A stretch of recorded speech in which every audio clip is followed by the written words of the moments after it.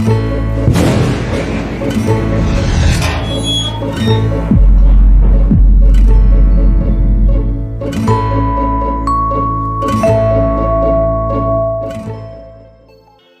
alaikum jama'a. A yau sabon bidiyon da na zo da shi zan nuna muku wata sabuwar sura da WhatsApp ya zo da ita. Ko da application ɗinka na WhatsApp baya yi, ka yi updating ɗin shi, za ka samu wannan surar da zan nuna muku yanzu.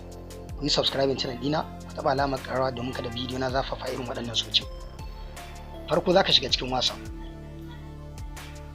Wannan shine cikin WhatsApp ɗina.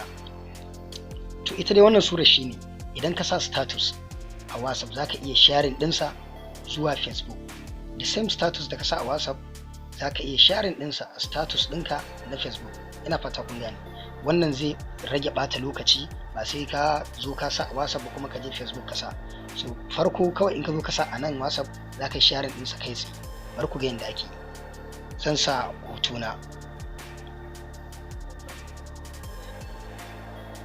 Misali wannan hotona ne zan sa shi a status ɗina. Kun ga na sa shi a status ɗina, ga option nan na sharing ya bani share to Facebook story. Gan shi nan zan iya zaɓar wannan ko kuma alamun sharing na gefe. Ina fata kun gane, ko kuma alamun wannan sharing na gefe. To kana taɓawa zai kai ka inda za ka yi sharing ɗin shi a Facebook. To kun ga nan wajen in ina so ne sharing ɗin wannan same hoto zuwa Facebook, kawai sai in taɓa wannan share ɗin na ƙasa. Ina fata kun gane. To wannan hanya ce wadda za ta rage mana ɓata lokaci.